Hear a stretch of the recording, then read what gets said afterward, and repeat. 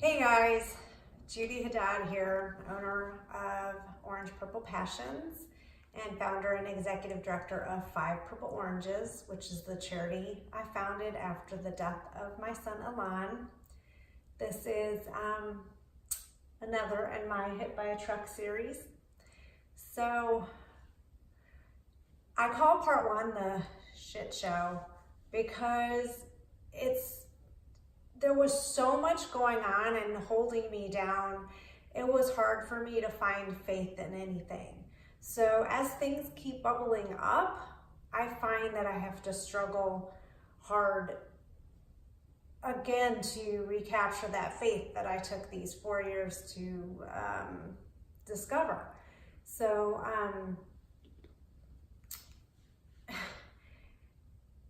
I talk a lot about being a survivor and not a victim. And I was actually at a meeting in Dodge County recently about crashes, and someone said, "Oh, you're a victim of or something, or when was your accident?" Again, so it was a crash, not an accident, and I don't consider myself a victim. I survived. I've used that pain to create something good with my life. I consider Alon a victim because he doesn't have a voice. He's not here to speak for himself. To me, that's a victim.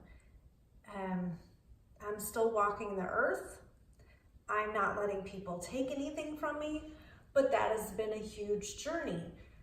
For a good long time, anytime I would see or hear something about the man who killed my child, it made me enraged. Here he is living his life. Like, he's going on about living his life, spending time with his grandchildren. Like, I don't have that. He took everything from me, and it's just, I know that it was my responsibility not to let those feelings, or not to let him inhabit my heart and my soul, but it was hard. And it was, the other difficult person was my ex-husband, and he still finds a way to traumatize me.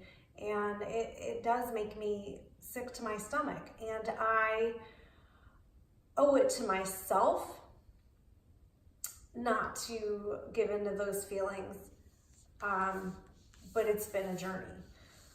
So I'm going to try again to talk about the civil case, because the way the civil case wrapped up had a lot to do with where I sort of journeyed and how I found myself here.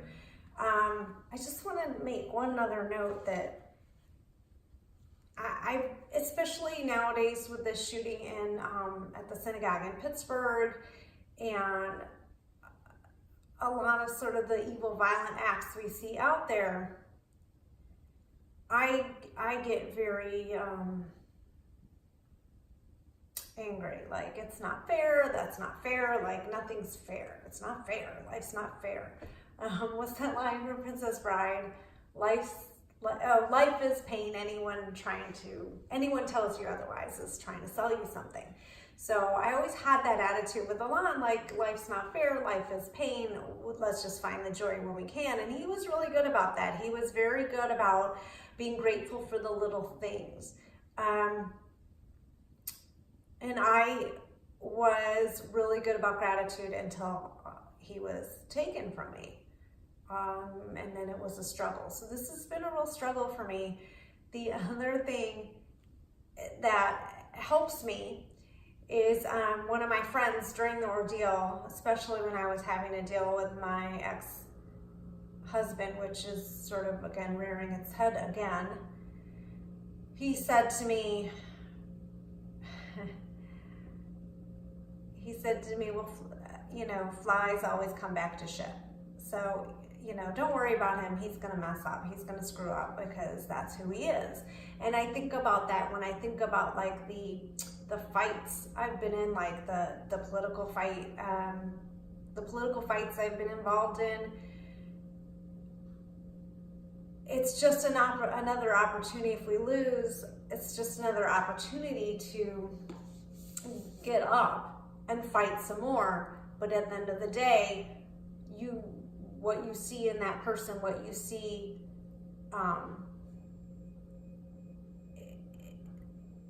that person isn't winning. That person isn't winning. Does that make sense? Like, it makes me angry, like, to see someone evil win, but they're not winning. At the end of the day, truth will out. Justice will out.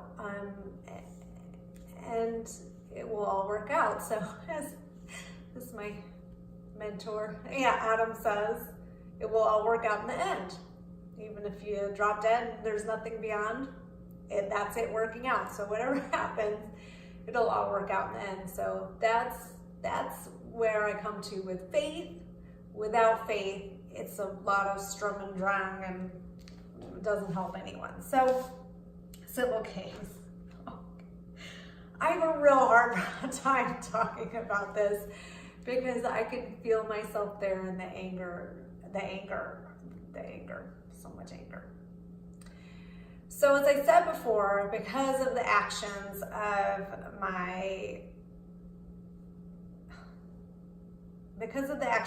the greed of my ex-husband and his girlfriend and his boss and his lawyers and whatever else, it's pure unadulterated greed. Because of that, my case had to go forward with the other drivers. So once again, I know you guys want to hear this again, if some of you are new to this, we were stopped. We were trying to make a left turn. The semi hit us going 71 miles per hour. There were no brakes applied. Just want you guys to know that. 71 miles per hour, I'm stopped, I'm in a hatchback. My car then goes to oncoming traffic. We were hit again, we spun, and we stopped on the other side of the road facing west, I believe. I'd have to look that up. So the other driver who hit us, not her fault, wrong place, wrong time. She broke her ankle and I believe her wrist, and she also had some claims. Her husband had a claim. So again, here's the civil case. It's my claims, my insurance company's claims, my health insurance company's claims, her claims, and her husband's claims. 5 of us against the trucking company's insurance company, and then Marco. That's a lot of people. There was $1 million policy that the truck held, and despite the fact that they had killed before, that's all they carried. And that's 6 groups of people going after $1 million. And then the lawyers also get their third. So 2 sets of lawyers. So I can tell you that was disheartening.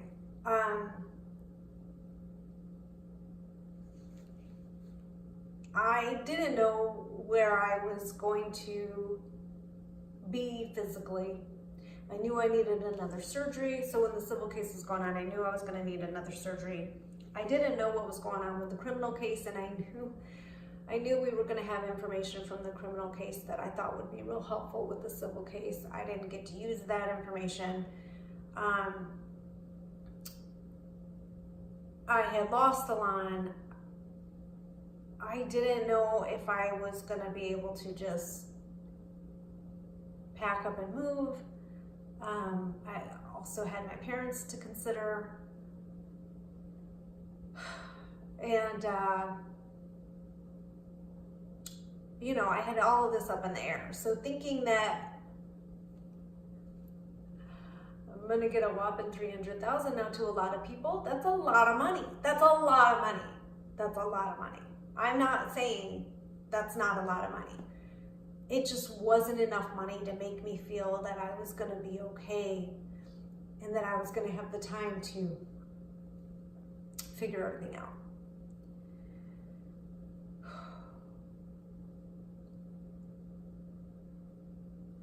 The other aspect of that is that I currently, and did at that time, had a lot of debt because of the way I handled my divorce was, please go away. You've destroyed our lives. I will incur all the debt, but you have to pay all these bills that he never did. So, so I took on everything just to protect my child from this abusive person that I should never have married. I've already admitted that. And I'm living still in, I think, in the top 5 most expensive counties in the country.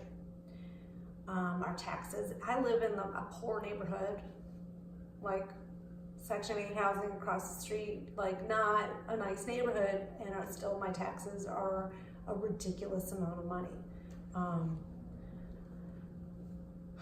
So that's where I was. Now the other couple, let me just tell you a little bit about them. I have no ill will. It's going to come out like it will, but it doesn't. The other couple were living in this town. I'm not going to say, I don't want to out them, but they're living in a town in Dodge County where the crash happened, where they were looking to get a new house, and a new house there is maybe a quarter of what I would even, like, a new house there is probably what my parents pay in property taxes. Like, it's a ridiculously affordable place to live. And you might say, well, it's an affordable place to live, there's no jobs. Well, they were working in Madison. And so I felt bad because there were things she wasn't able to do. She had 2 little kids. For a while, I think she wasn't able to pick up her youngest. She wasn't able to go back to running. She had been a runner. She lost a new job she had gotten, but she still had a job. So, like, things worked out for her. And again, so physically, who knows, because she has a job where she had to be on her feet all the time, and maybe over time, you know, a broken ankle can be horrific. But she was also at least a decade younger than I was. And they were really looking forward to the civil settlement with glee. They had already picked out the house they were gonna buy, and showed me pictures, and everything was gonna be fine. They had their kids, they had their family. This was a blip in life. The husband of the couple, who again, like I said, had a claim,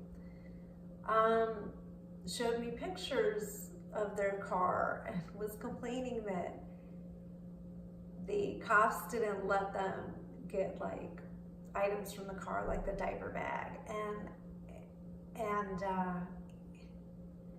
he's like, yeah, we saw your car. There really wasn't much left to it. And I just was kind of like, you need to shut up now before I hate you. Like, you need to shut up. So we're in this office where the mediator worked, and a glass office, and I could see Lake Mendota in the distance, and we were right downtown in the Capitol in Madison, Wisconsin, and I just would try to look at the lake and find peace, but I couldn't find peace. So prior to this mediation meeting, I had to have the depositions, and I talked a little bit about the depositions when I talked about Marco, but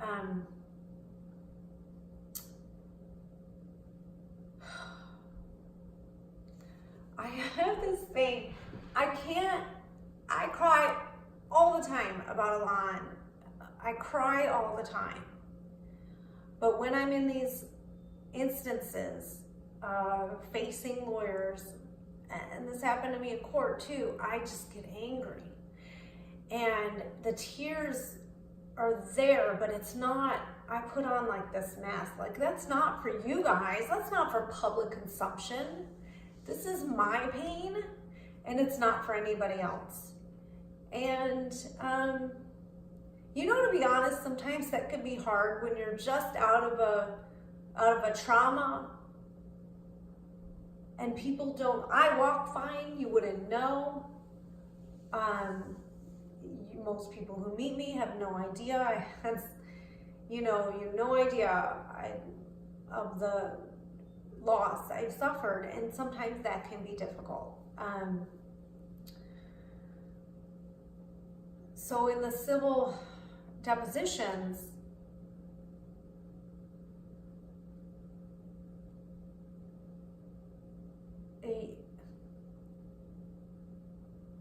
I wanted to be able to pull out that grieving mother card if I needed it. But that's just not who I am. So so angry. The attorney for the trucking company's insurance company was kind of a dick. And he's also friends with my attorney and friends with the DA. So it put me in a weird position. I'm sure he's a lovely guy. He just put his foot in his mouth way too many times. And then the attorney for Marco that they had hired locally, that I'm sure Marco had never met, was also, I'm sure, a lovely guy, and I have friends who are friends with him, and but I just wanted to punch him. I know they're doing their jobs, but up until that point, I had to keep defending myself. Up into this time of depositions, I had to answer all these questions and reveal all this personal information and release everything I've ever gone through to these lawyers that I don't know. And the questions were, do I think I love Alon more than Marco did? Well, yeah. You know what? Yes. Do I want to say that in a court of law? No, because it makes me look like an awful person. But do I happen to know? Alon knew who loved him. I mean, Lord.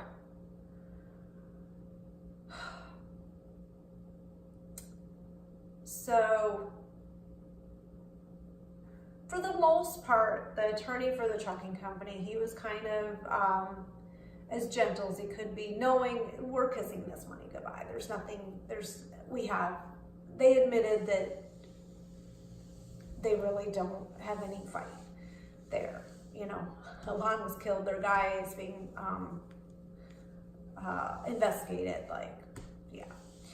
The attorney for Marco was really, really trying to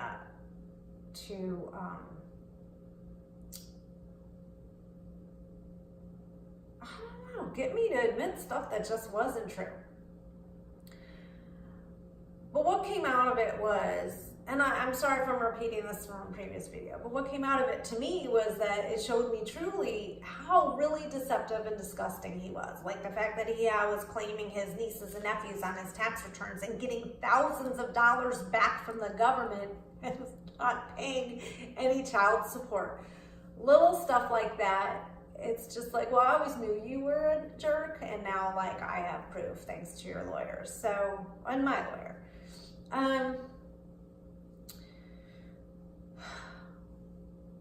So I guess it was always in my lawyer's mind that we should settle. Let's go to mediation. We should settle. I wanted to take it to court. I didn't care that it was taking so long. I was going to have to figure out my life anyway, but the criminal case was already taking forever. I hadn't even met with the DA yet. The investigators were handling a lot of cases, and mine, there was stuff that kept coming up with mine, which I didn't care, but it's like every time we're discussing the case, it's like, well, I'd like to present it to the DA, but here's this other thing that came up. I'm like, that's fine, but I would like to have that information and take it into the civil case, but it wasn't my call. So we're at mediation. I'm trying not to kill this other family, and I'm trying to plead my case as why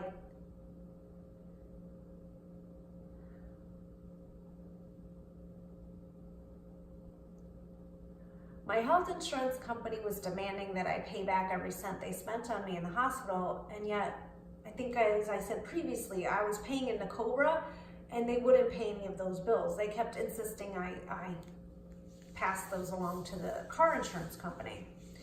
The car insurance company decided they didn't want a stake in this claim. They gave me a check for the car and was like, we're done, we're sorry, we're fine. The insurance company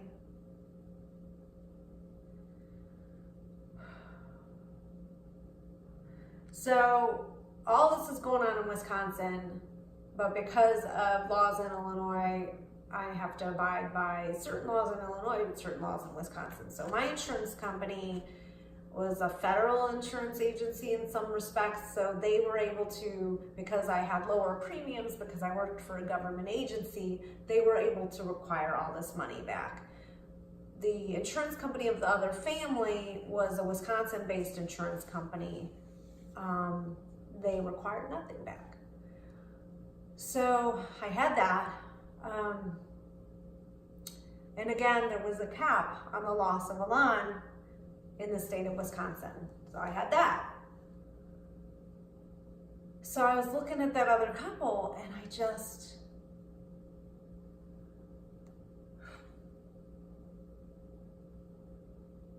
prior to the meeting, sorry I'm jumping around so much, but prior to this meeting, we met with the lawyers the day before. My mom came up with me. We stayed at a nice hotel.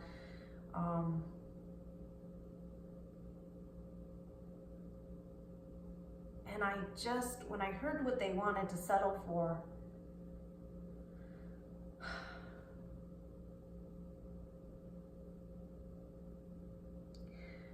you don't ever want to compare your trauma to somebody else's. It's so stupid. We all have different levels of trauma. We all go through stuff. Everybody reacts differently. Everybody has their own crosses to bear, so to speak.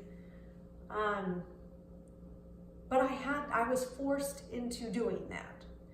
Putting me together with this other family and with Marco, basically all asking for the same amount of money, forced me to do that. And I would just keep saying to my lawyer, look, you're making me an awful person, but this other woman, her family's intact.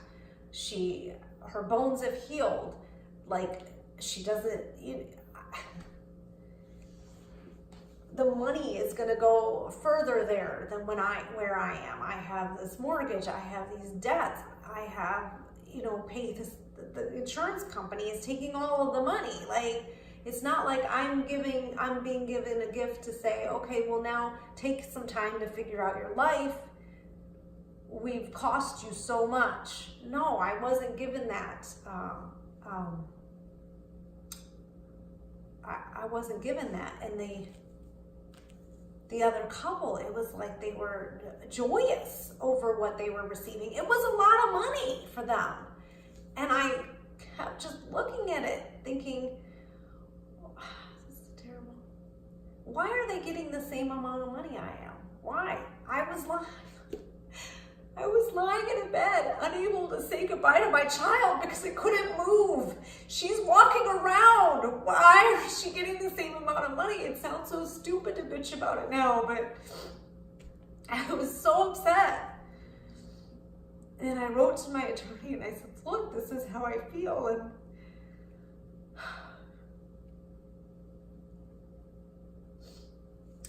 he was as understanding as he could be.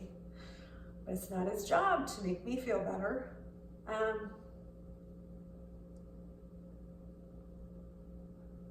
So we went ahead with the settlement, the mediation. I think I'm going to stop there for right now. More on this later. Thanks for watching.